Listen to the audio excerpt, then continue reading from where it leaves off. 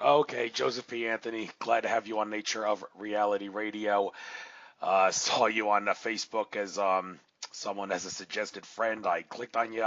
Did a little research on you, and I find you have some websites here that are pretty interesting, definitely worthwhile, and of course, kind of closer to you than I think. Spent a lot of time in Sedona, I do, and that's where you live, so kind of familiar with an area that I seem to be drawn to. And you did a recent talk with a couple people, Em and Miss M, who I recently interviewed on my show. That'll definitely come up in conversation. Some of the things that probably going to be discussed there. But first of all, I guess I might as well give you a chance to introduce yourself and well, a couple things. You have two websites, planetswithin.com and josephpanthony.com. Are they basically the same thing? And just for starters, is there anything that's on one site that's not on the other that maybe I should know about because I'm using them as a guide here? And then after you get that, your life story, and please debunk the debunkers who do not believe astrology is real. How can you confirm it is real? Absolutely. Planets Within is an older site, and I started that one first, and then it made sense to have a site with my name on it, and so I built the second one. And they're basically the same, except for the Planets Within has a lot more information on it.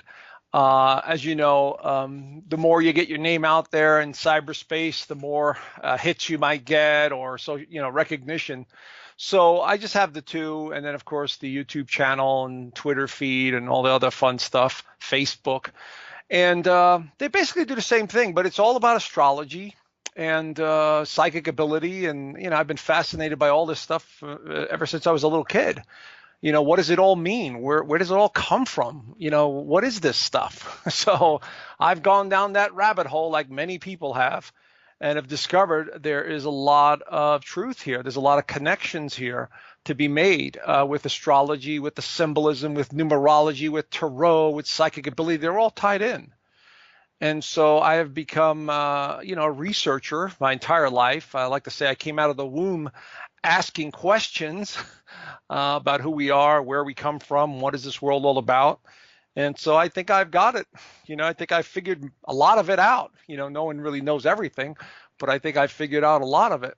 And so I go on to help people understand themselves and the cycles and, what does it all mean? What's the meaning of life? And these are important questions given these current situations that we live in right now, the current times we live in. So, Andrea, it sounds like you're in the same boat. Yes, I am. I'll just, I'll be on mute whenever you're talking. And when it comes to the type of astrology that you use, I presume it's, well, I know it is because I just looked at the one for Aries before you came on to get a little info about myself because I'm an Aries, and I see that judging by the dates there that you go by tropical Western mainstream astrology and not the sidereal kind. But with that being said, I guess it only makes sense for me to ask, well, what is it about sidereal that makes you decide not to go with that one?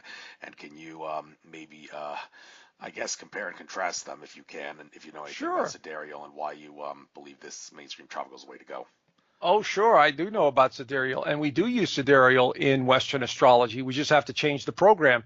The reason we don't use it, the primary reason we don't use it, because if we astrologers in the West here start using the sidereal method, a lot of people's birth signs would change. So maybe you'd be a Pisces or a Taurus in sidereal as opposed to an Aries.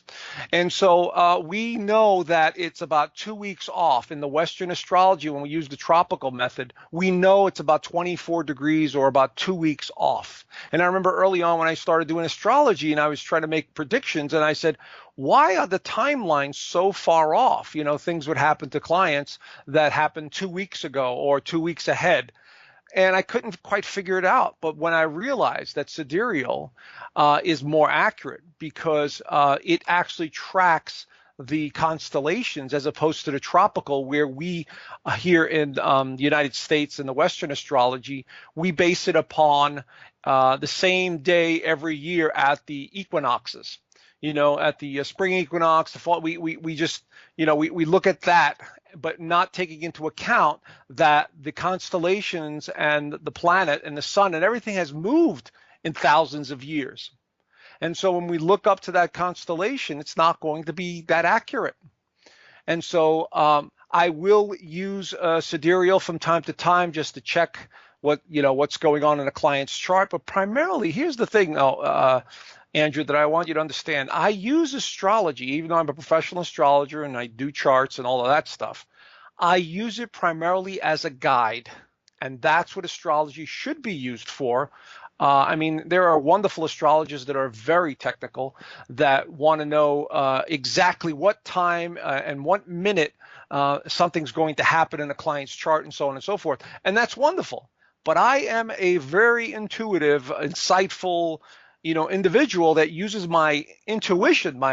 We all have this intuition. I use the intuition, but I also use astrology. I use numerology. I'll use tarot cards, to get as accurate as I can to what's going on in a client's life, because our circadian rhythm is in tune with the cycles, and we feel them, and it's just a matter of verbalizing them or explaining them.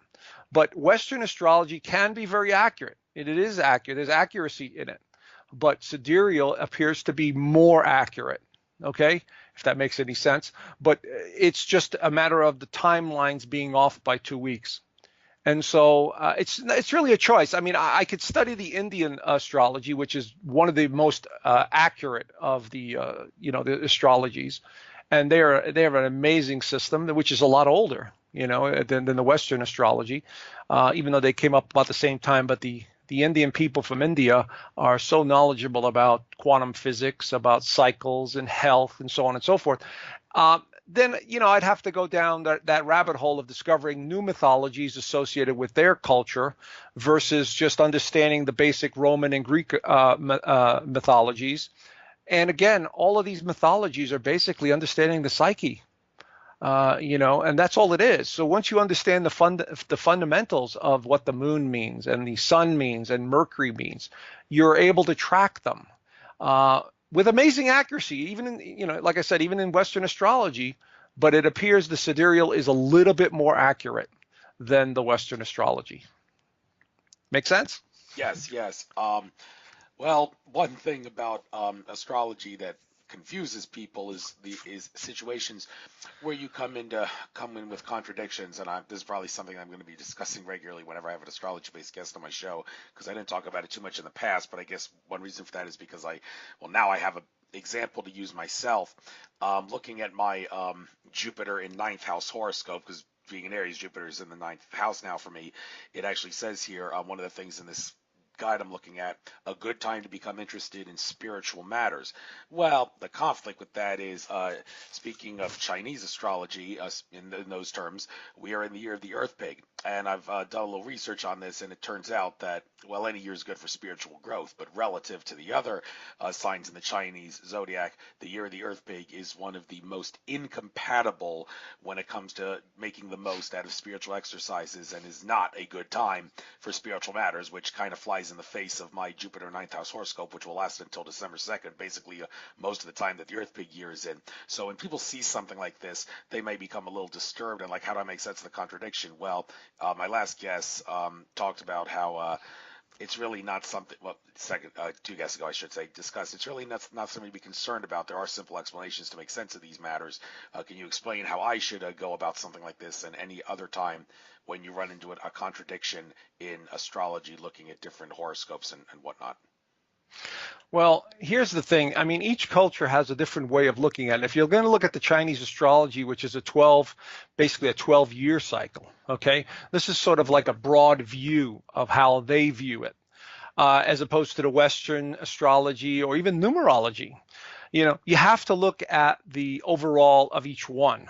And I know what you're getting at, and I totally understand what you're getting at. But, we're not single dimension beings. We're multidimensional beings. So let's say, you're an Aries in Western astrology. You may be a Pisces in sidereal. And, of course, you're going through this cycle right now. You have to take into account the variables. So let's see what's the most important here. The most important is the day that you're born. In Chinese astrology, it's a year-long overview. But in the regular astrology or even sidereal astrology, we have to look at the day you were born. On that day, the date that you were born and the influences of the planets and where they were I would say, are a little bit more accurate than the overall of, say, a Chinese astrology, because it's a timeline that you've came in on. It's a timeline it time stamps the moment you become sort of detached from your mother's womb. You become your own separate energy. And so what we've got here is a snapshot in time of the energies that are influencing you at that place, at that moment, at that time in the world. And that has, in my opinion, more accuracy than something that's more on a broader scale. You see? And so the more you study this, you begin to see that there is absolute correlation between the timeline and the behavior and so on. Now, to chime in on the ninth house and all Aries, going through this philosophical understanding at a deeper level, it really depends on the individual's birth chart. Because let's say you're in Aries, okay, and yes, the ninth house is being activated, but let's say you have something in Taurus, or you have 3 planets in Taurus. Your focus is primarily going to be on money and material possessions. So it really depends on not just the sun and where, let's say, Jupiter is. It really depends on the other planets. There could be some hard aspects to that sun, that Aries sun, on that particular day. You might be somebody who has no interest at all in philosophy or deeper meaning, or if you're like a true Aries and you got like 5 planets in Aries, you're not going to be interested in sitting down and meditating or understanding the meaning of life. All you want to do is go, go, go. You see, so it's really important to understand that not everyone is the same. Not every Aries is the same. And so when I write the horoscopes or do the videos, of course I have to be general because I'm using sun sign astrology. But once I get the birth chart of the individual in front of me and I see exactly what's going on in their lives, I use the sun sign astrology as one chart, and I also use their actual birth chart, because between the two, I could see what's going on in their lives, because one will give me more information than the other and vice versa. And if I miss something on one chart, I'll see it on the other.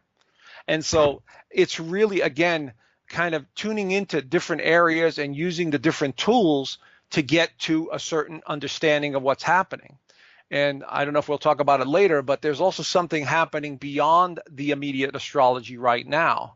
And it has a lot to do with the alignment of the galactic center. Are you familiar with that, Andrew? Yeah, that you mean the December 21st, 2012 alignment, Yes. right? Yes, when we crossed over the ecliptic and we're into what's called the photon belt. And I've done presentations on this as well. So this seems to be nullifying almost the astrology. And so basically what the Mayans were talking about was we entered this photon belt, and anyone can look this up, the photon belt alignment. And I've got a video on YouTube about it. I believe it's called World Events 2016, What is Happening to Our World? And I talk about the economic system. And then about 20 minutes into it, I talk about the cosmic alignment with the center of the Milky Way galaxy. And basically what is happening is there's a lot more photon light that is coming our way. We're in this alleyway, which is called the photon belt, and it lines up with the center of the Milky Way galaxy. And there seems to be a high dose of radiation coming our way. And this is not me saying this. This is science saying this. They're measuring particles beyond anything we've ever imagined, and the Earth's magnetic fields are shifting. We're all feeling this energy. The other planets' temperature cores have gone up, and the Russian scientists have known this from the 1990s. And so there's more that's happening right now beyond the astrology. The astrology does play a role in it, no doubt about it. I mean, we're kind of just coming out of a Mercury retrograde phase as we're doing this interview. And Mercury is still in Pisces, which is a little foggy and confusing. But it's this double whammy of information or energy that's coming in right now that is altering the way we see reality. Because bottom line is, what I've discovered, and many others have, is that we are multidimensional beings living in a non-physical world. And I know that's a little difficult for most people to understand. Maybe not for your listeners, but we're beginning to understand that, this is just the 3 dimensions. And this photon light that's coming in seems to be shaking that core or shaking that reality. And so we are beginning to see things at a deeper level. Let's put it that way. And so, we're needing to wake up, so to speak. And that's why I called it the Great Awakening. Yes, well, we'll get back to the 2012 thing in a little bit, but one other thing that I want to raise, because I did, to prep for this show, listen to, my horoscope for the year 2019, just to get a general sense of your style and a few things. And you actually brought up something that I raised as a question on some of my past shows with astrologers, which, assuming that planet Earth will sometime in the future manage to transition out of money entirely, then that would mean that every horoscope dealing with money and finance would have to be rewritten. So one question I have is, well, how do you suggest we rewrite them? What was the proper way to rewrite horoscopes in that regard when we get out of money? And I probably shouldn't spend too much time talking my personal horoscope here, but it's worth pointing out that my Uranus horoscope in the second house, it says outside circumstances will have a major bearing on your finances and any changes will be unexpected. Exercise caution throughout this period. Changes could be good or bad.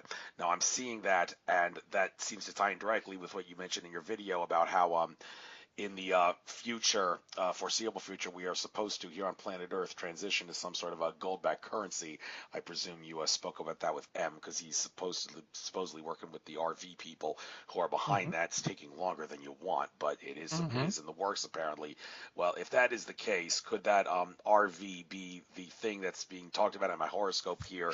Unexpected changes, outside circumstances, changes could be good or bad. Well, yada, yada, yada. What do you have to say about this? And also rewrite the horoscopes if there's no money. Sure. Well, that's easy, because the second house doesn't just have to do with money.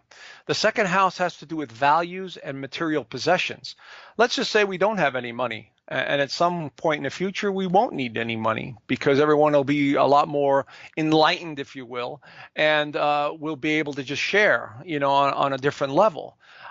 So we'll exchange things. In other words, I'll make this item, you make that item, and we'll exchange and we'll barter. It'll be a different mindset at that point. The only reason there's money is because it was introduced thousands of years ago with the Babylon banksters, as Joseph P. Farrell so eloquently put it in his book. This means of exchanging energy. That's all it is. And yes, gold has always been the most important thing in regards to money. And yes, we will go back to some sort of gold-backed currency, but I also think that we're going to have multiple currencies or competing currencies, such as cryptocurrencies, which we have now with Bitcoin and other coins, Litecoin. And I think they're all going to be vying for some sort of attention in the next few years as Uranus makes its way through Taurus, the sign of money. So to answer your question, we'll just rewrite things, but we'll maybe leave money out of the equation. And we'll just say it's about values and material possessions, because that's what the second house represents. What we believe in, how we value each other, how we create things and then exchange them for other things or other services. That's going to be the key. And so we had bartering at one time, but and we will go back to it. I mean, it could be 50 years, it could be 100 years from now, where we're much more enlightened and we don't have to fight over oil and precious metals and food and resources. This is all being done artificially, as you know, because the powers that shouldn't be on this planet think that we are overpopulating this planet. And, how do you control a population? You control their finances and you control their food and resources. And of course, you do that through religion as well. So they're basically implementing their control over humanity by these means, by controlling the financial system, as we know. But that's ending. That's all going to end. And so the idea is with this great awakening that occurs, we're able to see through the BS. We're able to see through the people that have been running it into the ground. We're able to see the phony religions. We're able to see all of this stuff because this vibration that's coming in is allowing us to basically become more intuitive. Because that's the only way I can explain it. We're becoming more intuitive. Let's take pure physics or pure electricity. If you've got a 110 watt or 110 volt item and you give it 125 volts, that thing's going to act different. It's going to, it's going to be quicker. It's going to be heated, and it's going to act more erratic. But at the same time, it's got more power. So I think it's something similar to that when we're talking about the photon light coming in and awakening people. We're able to change the way we perceive our reality, and part of that is money and value for each other. Exactly. And I mentioned M, who you spoke with in that video with, and Miss M talk about the it's in July actually, July Mm-hmm. conference that you're going to be doing Seven Seals conference. Interesting you point out they're going to have a conference that month because, well, Mercury retrograde is going to be that month. Not a very good time for travel, and I couldn't help but notice that you were Mm-hmm. very, very picky about July in my Aries horoscope for this year, saying it's going to be kind of a relatively rough month. Now, a couple things about this. Whenever I hear in an astrology forecast, regardless of who the astrologer is, that this certain month is going to be tough for me, my secret weapon to counter that has always been Carrie Samuel's 28 days with the archangels, where like there's a 7 to 10 minute ritual with archangels Michael, Gabriel, Uriel, and Raphael over the course of 28 days, and I feel that all those rituals that the archangels are doing in that will be a nice way to counter all the negativity of a month. Now, do you think that that's a nice way to handle something like that?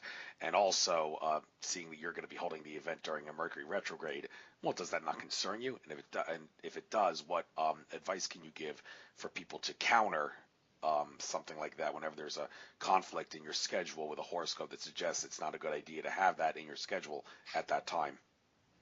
Well, the first thing I suggest to anyone is remember who you are. You're not your body, you're not your mind, you're not your possessions, you're not your fears, you're not your worry, you're not your title, you're none of that. You're beyond that. You're infinite consciousness in a physical container having an experience. And so this is what gets me through it. Spending time in nature also gets me through it. And I've gotten to the point now where I just move away from any negativity or fear. Now, when I understand that there is a heavy energy, now when I say not a good month, like for instance, the month of March, we've all been feeling this heavy, heavy energy. Mercury has been retrograde and it's been in Pisces. And so there's been a lot of confusion with, communication on some level. Now, the event in July, I wasn't the one that put that together, and M and Miss M, felt that it was the right time to do it for whatever reason. I don't know. They didn't consult me with a date or ask me if it was okay, and nor should they. They're putting on the event. I'm part of it, but they didn't ask me to be a part. To consult on when the best day was.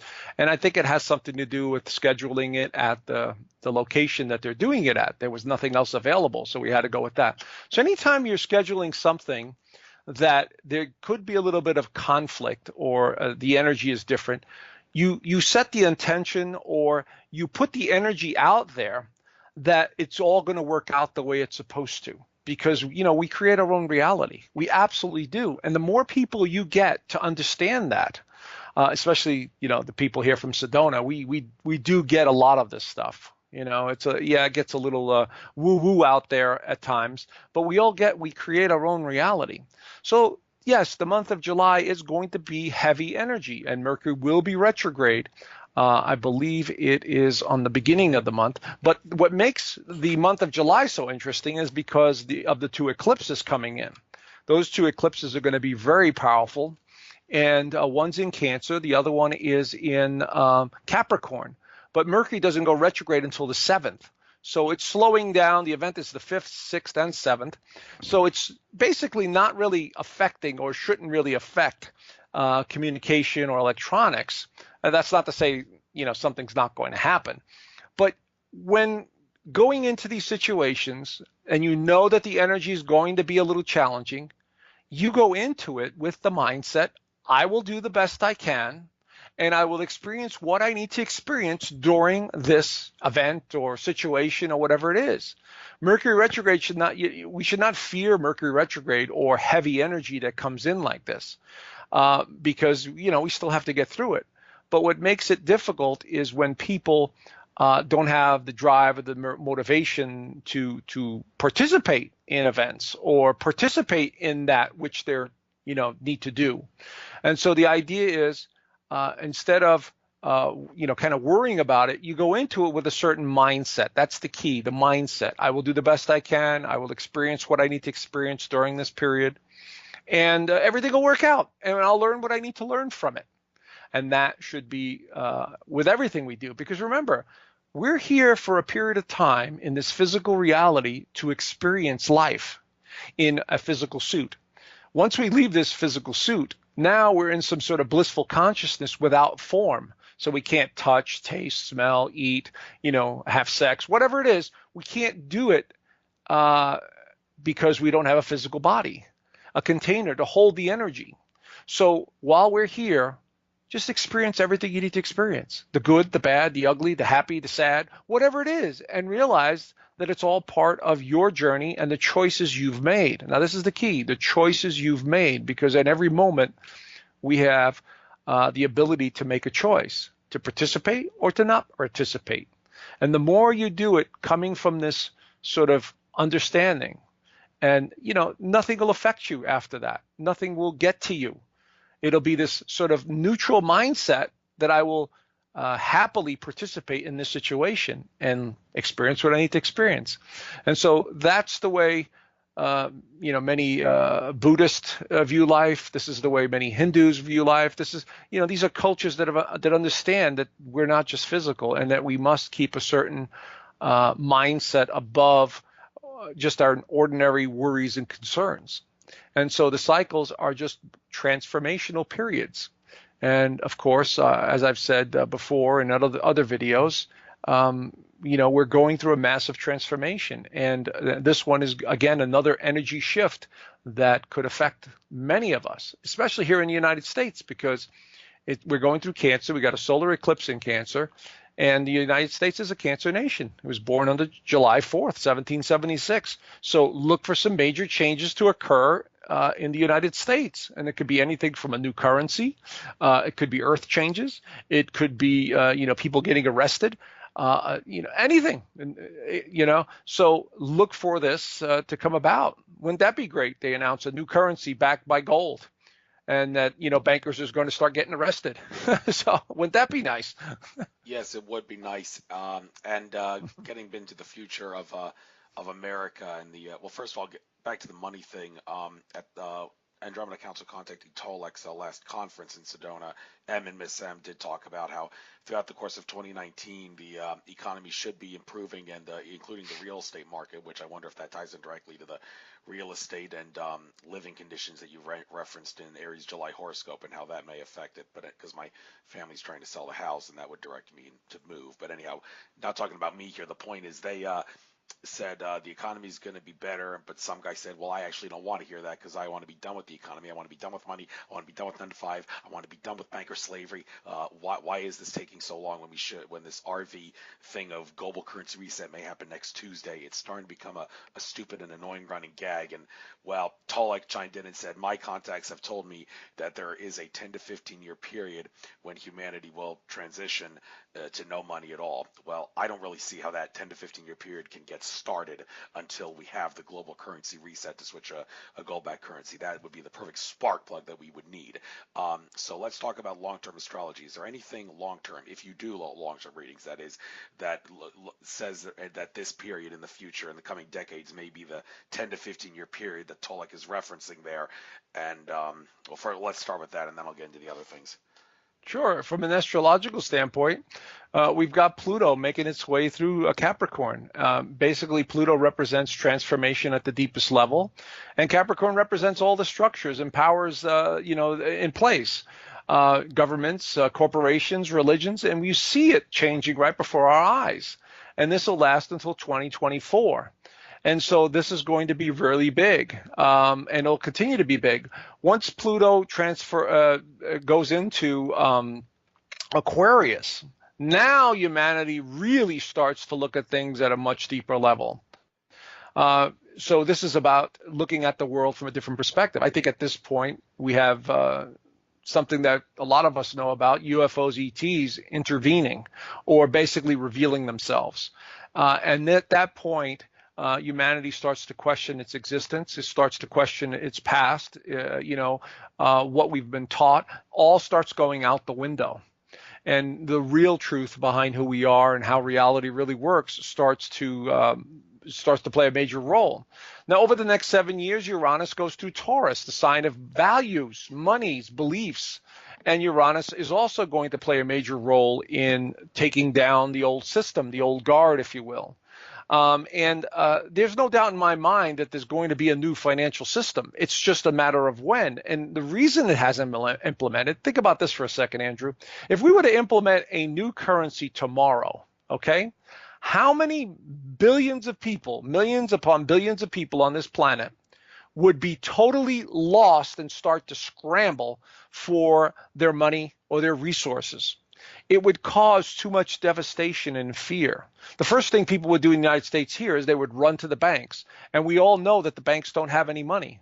They only have to keep 10% of their reserves in there. So if you're going to go, new currencies implemented and you're worried, you'll see lines at major banks everywhere. And not just here, but internationally. And we've already seen some of that, in Greece and in other countries that have tried to basically, bank holiday situations and so on. So the idea is to slowly move into a new system.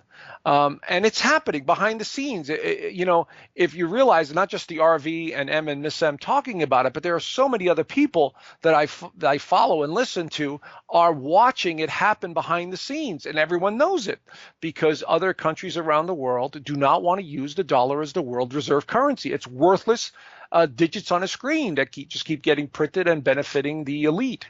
And so it's being dropped like a hot potato. And so nobody's talking about this because they own mainstream media. So, but what I see long term is, yes, 15 years from now, we may be using a cryptocurrency, which means no currency. It'll be a card. It'll be, on a thumb drive. You'll just need a number.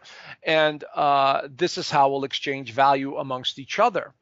Now, the key here is going to be is how do the so-called elite or powers that shouldn't be, what's their role in this?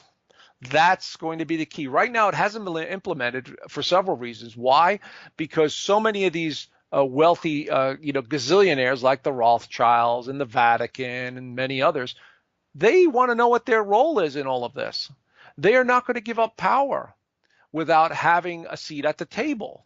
And so the real battle that's going on behind the scenes is for control of the new monetary system and to participate in the new monetary system. And so that has been the issue, and that's one of the reasons why it hasn't been implemented. But the other one, like I said, is because it would cause too much havoc and too much fear, and it would just destroy the economy. It would nosedive. Everyone would start selling their treasuries. The dollar would be dumped.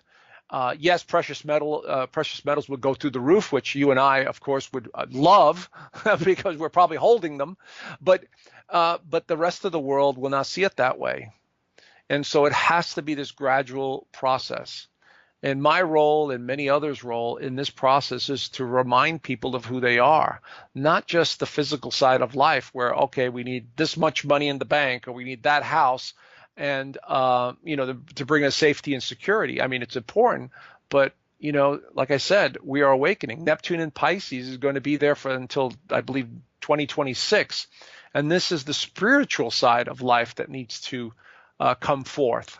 The more evolved we become, the better it is for everyone involved. And so at that point, we can start bartering. And it all starts at a community level. This is why I moved to Sedona. One of the reasons I'm in Sedona is not because it's just as beautiful and it's a very spiritual place, but everyone here is pretty much community minded. They're willing to help each other out. They understand what's happening. There's an awareness here. And so if anything happened, we'd find a way to support ourselves. So it has to start at the local level. It starts within, and then it starts with the local communities. And so what I see is, yes, I see that there is an absolute change to the financial system in the next 15 years or so. I think it's going to be cryptocurrency. I think it's going to be cryptocurrency that's backed by gold or silver. And at that point, using computers or your cell phone, you won't need any money anymore, any actual physical money anymore. So, the faster the better, I say. But of course, we have to make sure everyone is on board and is not working out of fear. Make sense? Yes, definitely. And talking about some of the things that we're going to be seeing in America in the upcoming future. Just give me a moment. I'm trying to get this chart up of future eclipses. Oh, yes.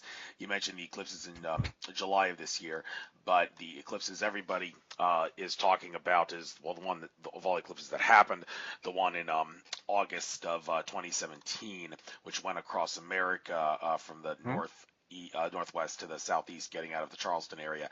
And people say that ties in directly with the one that's supposed to be happening in April 8th, 2024.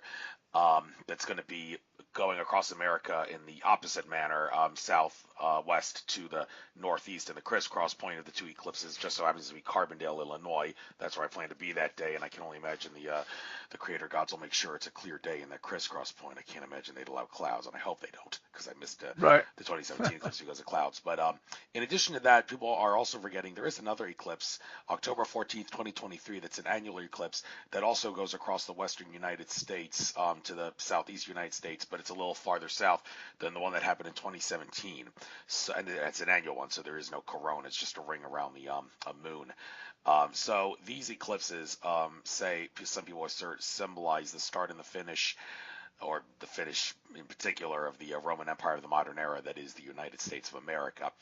And so with that being said, it's also interesting that the Pluto and Capricorn cycle, which Pluto and Capricorn started the American Revolution, it's ending now in 2024, upcoming future. It's the Pluto cycle America's going through. So that's around the same time, April 8th, 2024 is that other eclipse. So I've babbled long enough. Is this true? The end of the Roman Empire of the modern era? Is that what these eclipses signal? And horoscopically, astrologically speaking, what do they mean? I would say yes. It's the age of Aquarius. And some say we've already entered it. Some say we haven't. But it's a time where humanity rises up. And yes, it'll be the end of the Roman Empire. And yes, those eclipses that fall over the United States will affect that region. A lot of it has to do with energy.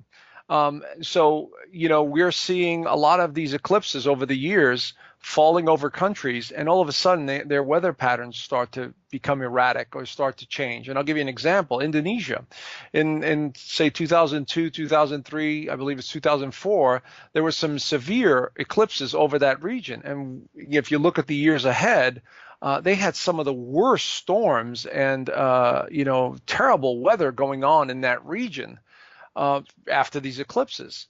And so I would say in the United States, yes, we'll see some of that. We'll see the weather changes. We already see strange weather patterns already happening, and I attribute that to several reasons. It's not just HAARP and weather modification. I'm sure that plays a small part of it, but I think it has a lot to do with the Earth's magnetic fields that are shifting, going through this photon belt, being affected by these Oort clouds in the sky, up in space.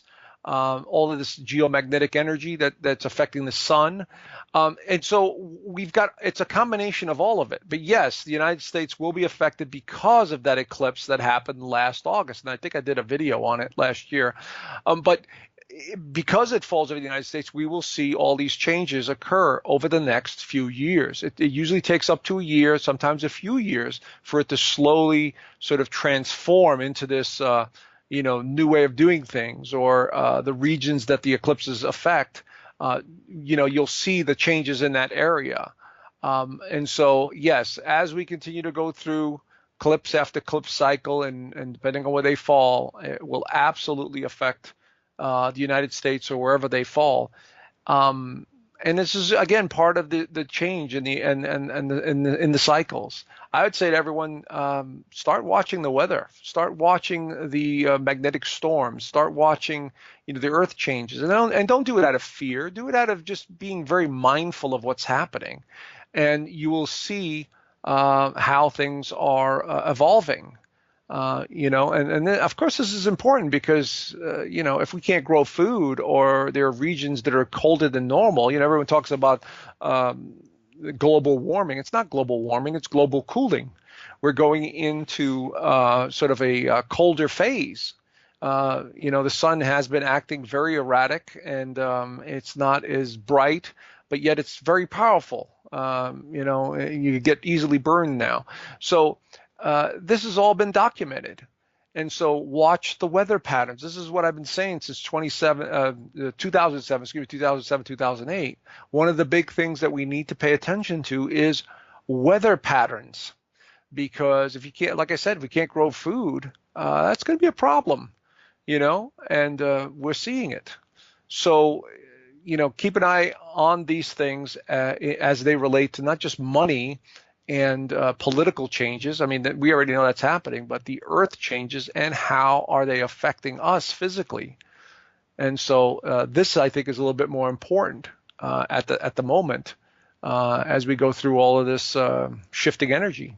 And we're all feeling it too, Andrew. I mean, I'm sure you are over there where you are, feeling this heavy energy that's coming in. And this is not just the astrology. Oh yeah, I feel the energy more and more every day during my spiritual awakening here in the on the East Coast in the Philly suburbs. But moving on to a couple of other things I'd like to ask about. Well, let's talk about the 2012 phenomenon, because I was very big on that. You seem to like to talk a thing or two about that subject. A couple of things about that I just want to throw out before I give you the floor. Some have asserted that the galactic alignment of December 21st, 2012, that's really not the galactic alignment that is the most significant. Some have asserted that the real significant galactic alignment was the one that happened in early mid 2002, in which the cross in the sky formed between the Earth's equator and the galactic equator met up with the cross formed here on the ground on the Earth from the angles formed between the equinoxes and the solstices. Vincent Bridges, Nostradamus researcher, talks about this in better detail than I can here, showing how the cross is made and all that. And that cross happens once every 13,000 years. Well, the galactic alignment also happens every 13,000 years. The 2012 December one, but of 13,000 years ago, was on the summer solstice, not the winter. And this one, and this cross alignment with the 8 is the 8-spoked wheel.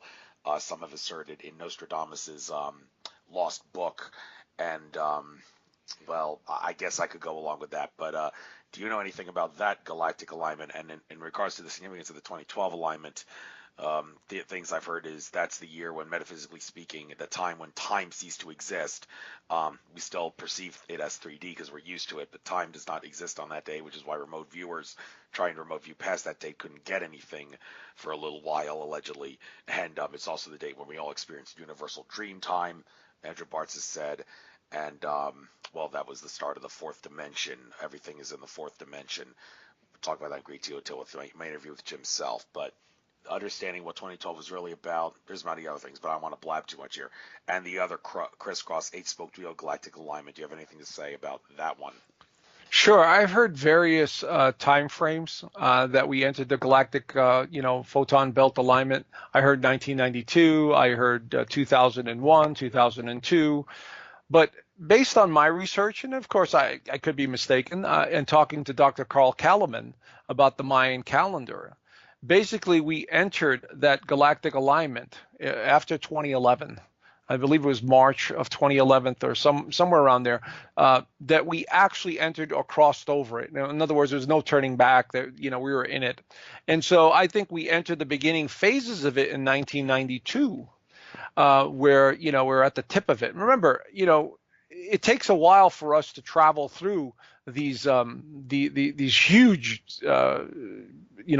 spaces, these places in space that are huge, and so. It's hard to also pinpoint the exact time we crossed over it because of the calendar that's been messed with by so many times by the church, and so. But given that the Mayans said that we entered the universal time frame, in one of my videos I put one of their pyramids up, and at the top of that pyramid, that whole thing about the Mayans, that pyramid was a way of looking at cycles. And as you got to the top of that cycle, they were talking about day and night. And it was like time was compressing. And so, in other words, at the base of the pyramid, things would take, let's say, 1,000,000 years to go around one cycle. But as you got to the top of this pyramid, it would take 18 days. So that what they were basically saying, yes, is that time was compressing, and yes, we were entering or seeing multi-dimensions at the same time at various times. Now, I don't know who's right about when we entered it. All I know is we are feeling it right now. And 2012 was that crossover point where there was no turning back anymore. We couldn't say maybe if we don't know. No, that was it. That was the turning point of no return. And so I think it happened in 2011. And so, it's hard to say, but we are in the midst of something. And I know I could say from my own personal experience where I feel like I'm not even physical at times. I could see through things or see vibrating, things that are vibrating, or sense things beyond normal, my normal intuition. And it's almost like it's right there. And I find myself losing track of time. This is very common, especially as we go through, we have outer planets going through Capricorn, which represents time. One of the things that Pluto in Capricorn is doing is transforming time. So it's breaking up this idea of time. So what we're doing going from this point forward is an acceleration of our perception of reality. In other words, we may be focusing. Have you noticed, Andrew, there are times where we do something and next thing you know, 3-4 hours has gone by and we thought it was just like 15 minutes? Oh, yes, I do experience that very often in my job when I've worked so fast and so hard. I've completed all my tests and I'm like, I still have to stick around to work, and I don't really have much to do right now because, again, I worked on quickly and I'm like, this is going to be boring. But before I could say, Bob's your uncle, as the age-old expression goes, a few hours have passed, and I'm like, wow, I thought I was going to be bored to death, and time was going to be very, very slow here. So I know what you're talking about. Yeah. So this is what we're experiencing now, is the reality that's changing, and time is part of that. So whether it happened in 1992, 2002, 2011, 2012, it's all pointing to the same thing, that we are in this belt, this photon alignment, and the energy in this belt is much higher. It's a restless energy. It's an electrified field, no matter how you slice it. And as I said at the beginning, scientists are measuring these enormous amounts of photon light in the atmosphere, the higher atmosphere, the higher atmospheres, and they don't quite understand what it is. I think they do know what it is, but they just can't talk about it. And so this is part of those changes. Now, one of the things that I do have to say about this is not necessarily a negative thing. During meditation or understanding what's actually happening to us, basically it's an adjustment in frequency.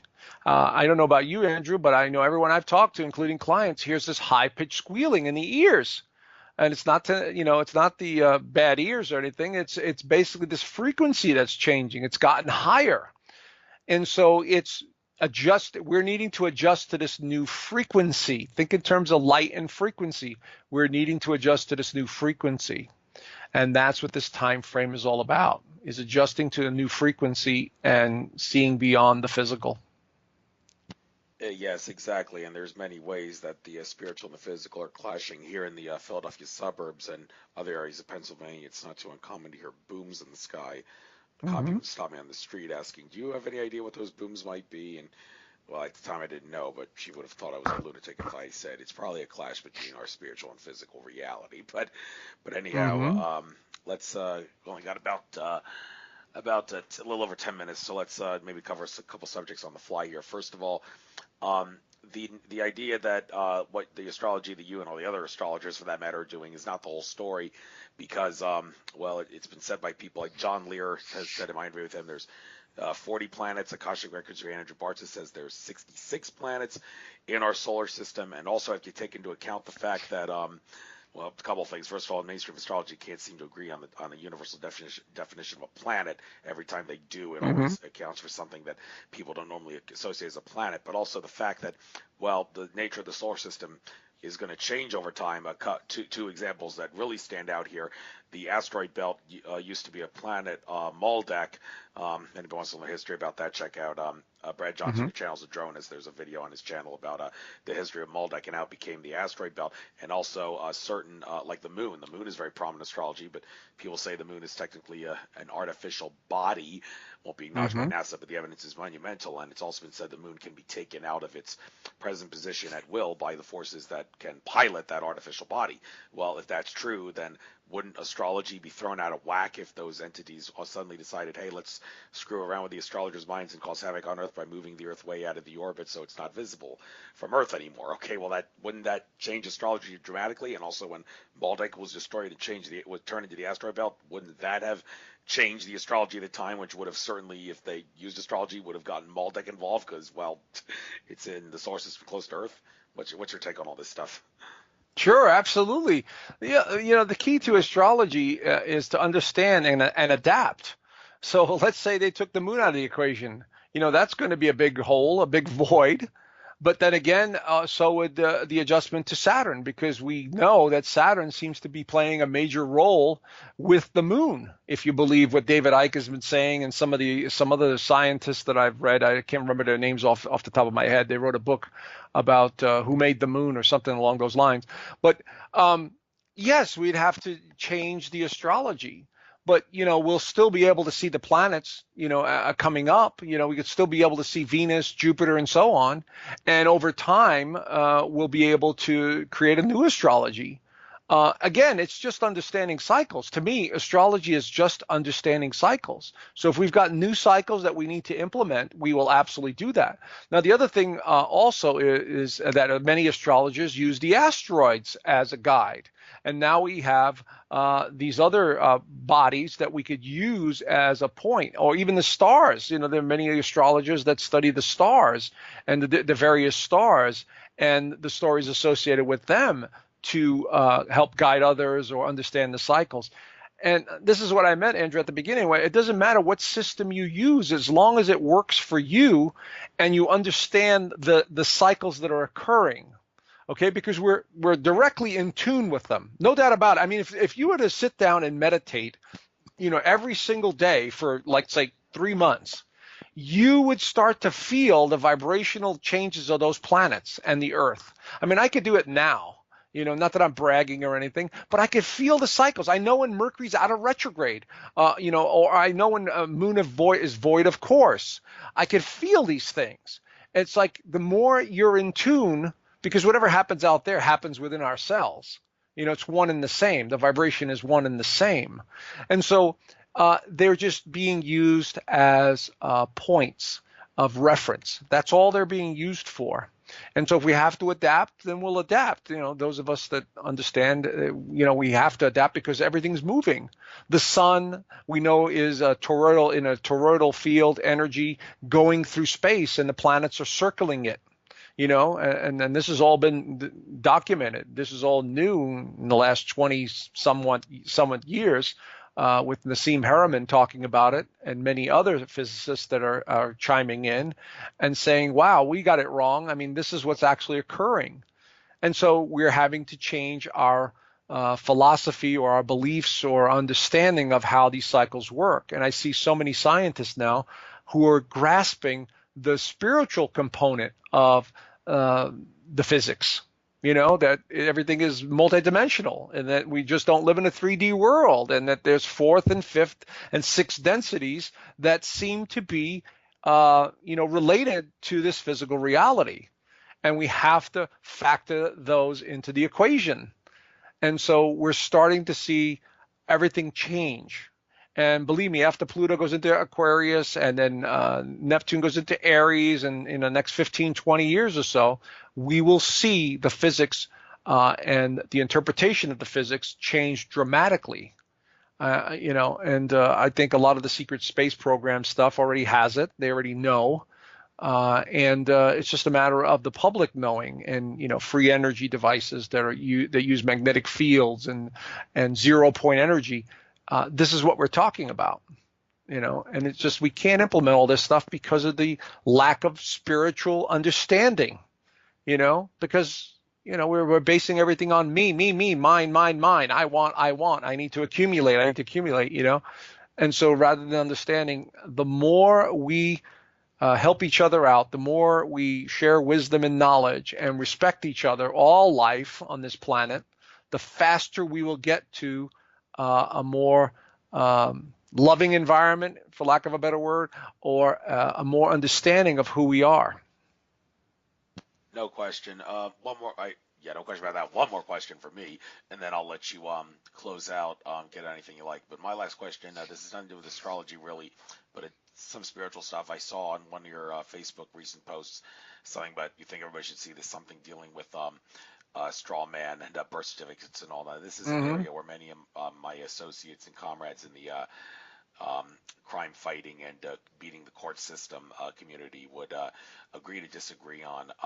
Real of Law Radio co-host Eddie Craig is one of the people who asserts when you go to court, your birth certificate, that whole thing, capital letters, is just a patron of myth. It does not create a straw man. It does not turn you into a corporation. It does not create a legal fiction. All the courts are actually doing, and you can prove this through the statutes and codes and the proper legal definitions of words, not dictionary definitions, legal definitions, that when the courts are accusing you of some sort of infraction where you did no harm, but they say you commit an infraction anyway because you are operating in a commercial capacity where there is a contract, therefore there is some governmental authority to regulate and lay down the law in the event of a contract violation. That's all it is. They are alleging that you are committing an infraction in a commercial capacity over which there exists some governmental regulatory authority, and all that birth certificate, capital letter stuff, straw man stuff is bullcrap. Well, I choose to kind of disagree on that because I have seen plenty of stuff in my spiritual research and whatnot that suggests that at a metaphysical and spiritual level, having your name in caps and having the birth certificate like that and all that does actually affect you at a spiritual level. Even watched a couple of videos explaining how, well, this won't get you out of debt, but it will help you metaphysically speaking with money. This lady talked about putting orgone crystal on money, and also on the specific circle on money, and also a specific point on all credit and debit cards.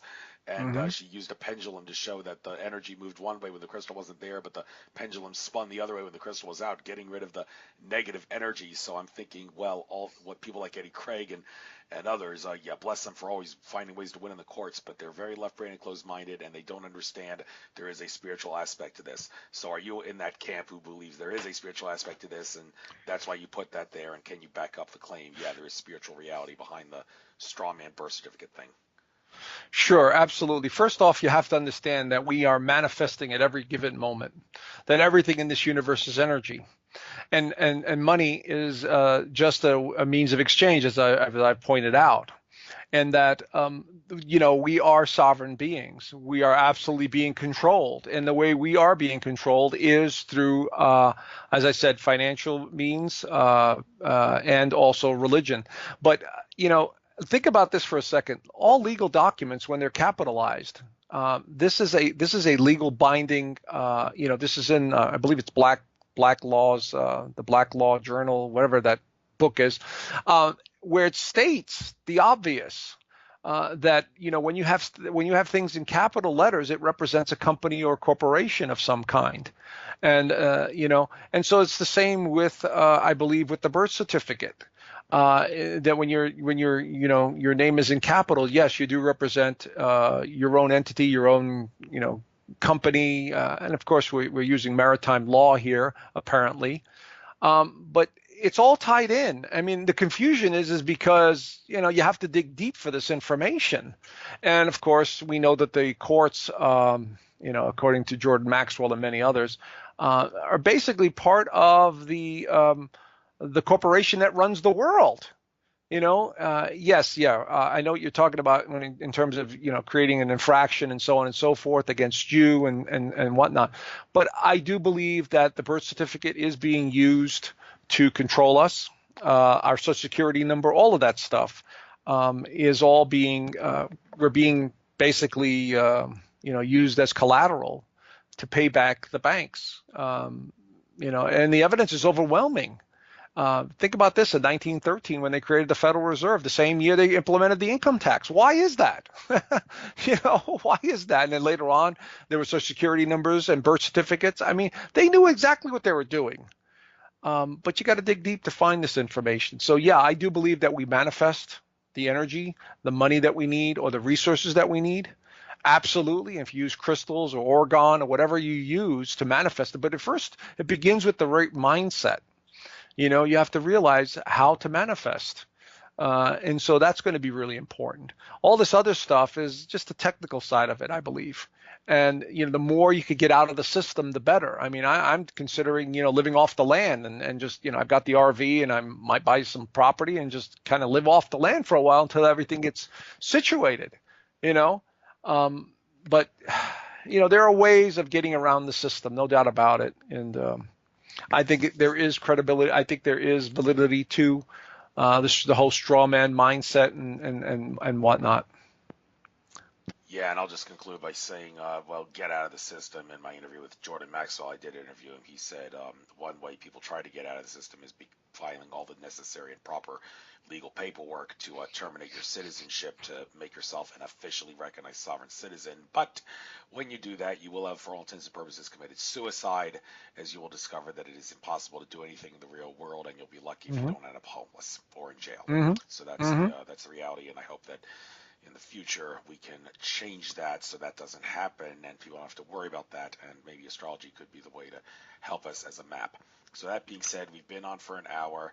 And I'll let you get out anything you like, and you're more than welcome to make a sales pitch out of this. Any of the stuff that you have for sale, anything on your website, go ahead, make a sales pitch out of it, and then we'll close out and have a good weekend. So all right. All right. Well, thank you, Andrew. Basically, if anyone wants to know more, just go to planetswithin.com or josephpanthony.com. There you'll see I have reports. I do consultations. I have clients from all over the world. And lecture. I'm going to be doing a lot more of that in the year ahead. As soon as I get my RV bus at 100%, I'll be doing more videos. So follow me on YouTube. And my job and many others like yourself, Andrew, is to just keep people informed and let them know what's really going on, as opposed to the lamestream media that is basically one giant propaganda for the rich. And so check out my work, and if you need my help, I'm here for you. So. That's pretty much it. Thank you very much. And, it's good to know that we're at a Mercury Retrograde, too. Didn't have any communication problems with this program. There are going to be some residual effects maybe in the coming days that goes worth pointing out. But in general, it's over when it's over. So no sense in dwelling on it. So, but anyhow, thank you for coming on. Pleasure having you on. And I'll get this up. I still actually have to upload the interview I did Wednesday to YouTube with Andrew D. But after I upload his, I will definitely get yours before the weekend is up, and I'll post a link to it on your Facebook page, and you're more than welcome to spread it everywhere. So, and maybe even you have a YouTube channel. By all means, if you want to kill two birds with one stone, you're welcome to upload the interview to your channel as well. I'm sure you'll get more. Thank you. Than I do. So, thank you. All right, take care now. Enjoy your weekend. All right. Bye-bye. Bye, you too.